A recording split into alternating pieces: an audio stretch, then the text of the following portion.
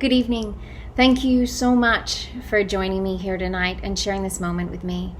I feel so grateful that I'm surrounded by so many change makers and doers and fixers and helpers. As a fellow helper and someone that is dedicated to making change in the world, I would like to share a story and a belief I have that might change how you feel about being a fixer and what fixing really means.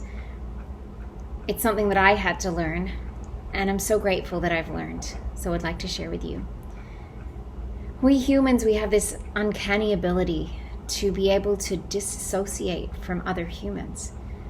We decide not to notice a person that doesn't fit what feels comfortable to us. We pass a person sleeping rough on the street without making eye contact with them.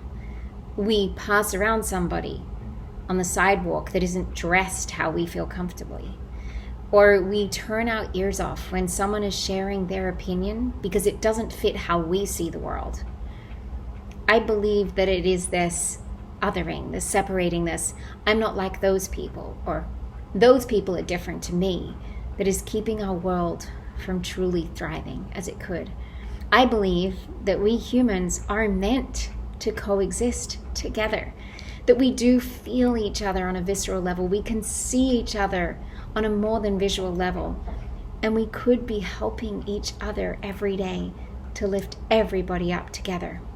And together we can make this world an even more incredible world to live in for everybody. And I think I know what that secret is. The secret to make that possible. It's love. Radical love. The kind of love that breaks down labels or definitions of people. The kind of love that stops us from seeing the wall of another. The kind of love that connects us as humans that are so very similar and yet so uniquely special. I was so fortunate to have an experience of this radical love when I was visiting Beirut in Lebanon, and I met a young man called Nasseib. I was visiting with members of the Dom community in West Beirut. They're refugees from Syria. After days of climbing into dark, damp, small rooms that were houses for families of 5, after bonding and dancing and singing with women who had started their own sewing room in the hopes of making money to support their family because so many of their husbands had been murdered by ISIS troops, and after witnessing doctors talking to mothers who had never learned that they could use sanitary products, I wasn't sure I could see something that would further crack open and simultaneously break my heart. My guide, the soft-spoken but fiercely resilient Catherine, who runs the local school and medical center called Tahadi, she took me and my 2 male friends aside one day and she said, "I would like you to meet somebody. This will not be easy to see." The 3 of us looked at each other, concerned and nervous, because we couldn't imagine what it could be that she, who said so very little in the face of so much, would feel the need to warn us about. But we, of course, agreed. We took a windy path through the hot mud. It was like 120 degrees in the shade, up to the second level of one of those cobbled together building structures. At the top of the stairs, we were met by a strikingly beautiful woman in a hijab, her face worn down well past her years. A sweet little kitten was jumping up and down by her side, full of joy. She looked at us nervously, and then she started to smile and giggle, because one of my male friends, he's very famous in Lebanon, and she was trying really hard to hide her excitement. Catherine spoke with her in Arabic, and she nodded at us uncertainly, looking hard at me and my other friend. We were clearly the Americans of the bunch. She hesitantly nodded and welcomed us in. When we entered her room, I was struck by how well kept and inviting it was. The rugs and the wall hangings, all a passionate red. And there, sitting in the middle of the room, dressed in red to match it, was Nasseib.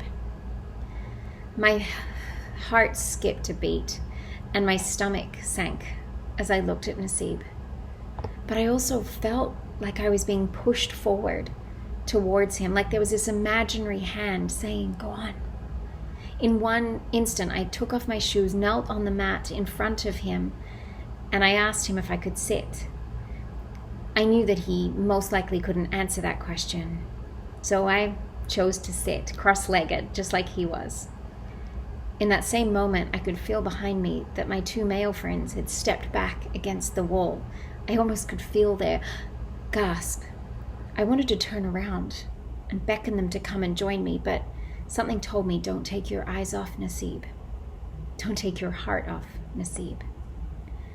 My friend sat at the other corner of the room talking with Catherine and Nasseib's mother in Arabic. The mother explained that Nasseib, who was 18 years old, had traveled with her and her eldest daughter from Syria after her husband and her other two sons were killed by ISIS troops. She spoke of being isolated and cast out from society because of Nasseib's condition and how lonely they all were. She spoke about Nasseib crying out in the middle of the night for his father and two brothers. And in that moment, like Nasseib knew what she was saying, he lifted his hands to the heavens and cried out as if beckoning towards them. Nasseib was born with severe physical disabilities. He doesn't have properly formed hands or feet, and his facial features are formed differently than most. Nasseib also has a rare condition. His body is allergic to sunlight. When he's exposed to the sun, his body burns, kind of like it would if acid was poured onto his skin. He'd been kept inside all of his life, up until this point, but when they had to escape Syria, there was no way to avoid him being in the sun. During the trip, his face and body were burned so badly that his head now is shaped differently and marked with two flat, open wounds on either side of his scalp. His arms and hands are charred, as are the corners of his nose, his ears, his eyes, and his mouth. Being so close to those open wounds, my skin could literally feel and was aching with the raw pain it was clear that he was feeling even in that moment. His mother explained that they had to dress and sanitize the wounds every day, but they had no way to cure them or change it. He shook and he moaned as she told me about what he was going through daily simply to survive. And as the others continued to talk, Nasseib and I sat there together in our own world. I told him a little about me, and I asked him questions. He doesn't understand English. He can't speak. His mouth won't allow him to form words, but we talked and talked. And I held his hand and our legs touched together as we chatted. As we got closer and closer, the wounds on his face and the shape of his hands almost disappeared in my vision. What was left was this beautiful, loving, hurt, lonely boy. And I couldn't help but want to reach out and hug him. But instead, I said to him, Nasseib, you are my new special friend, and I'm going to miss you so much. Will you miss me? He reached out in that moment with both of his arms, and he hugged me as tight as he could. I hugged him back, my heart aching and bursting. He knew what I was saying. He could feel my words. He had been connected to me all along, word by word, feeling by feeling. We held each other, and I did not want to let go. But we had to leave eventually. And as we went to leave, the mother came to me and she held my hand, and she said in broken English, "You have entered my heart. You are family to me now." That night I was talking with my Lebanese friend who was there, and he was furious at himself for not being able to sit with Nasseib. He didn't understand why he couldn't just have done the same thing and sat forward. We spoke and we tried to understand why we both had such a different reaction. In the end, we realized that it is in this masculine, energy-driven world in which we're taught that we have to fix everything. We have to make everything better or make it right before we can do anything. That he'd been frozen because he didn't know what to do. He wanted so badly to just fix Nasseib's injuries and make it better for Nasseib. that he couldn't get close because he knew he didn't have the answer. We spoke together about how sometimes maybe we don't have to fix it. And maybe we don't know what fixing even means. We just have to love anyway. And that sometimes love is fixing it. And maybe simply through offering love, we can learn and discover other ways that we can help and support change. Maybe through love, we can open our eyes and our hearts, and through that our minds, to bigger problems and to bigger solutions. And that can maybe, just by taking our shoes off and being willing to just be with another human without knowing the answer, we could find the answers together. My life was changed that day with Nasseib. I'll never view another human the same way again. That day I learned that love is always the first step to healing and change for us all. And I wanted to ask you to think deeply.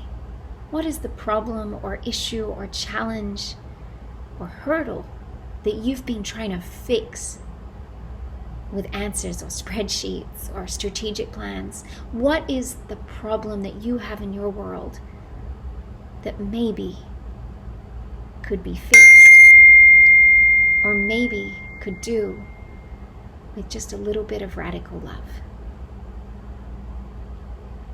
Thank you.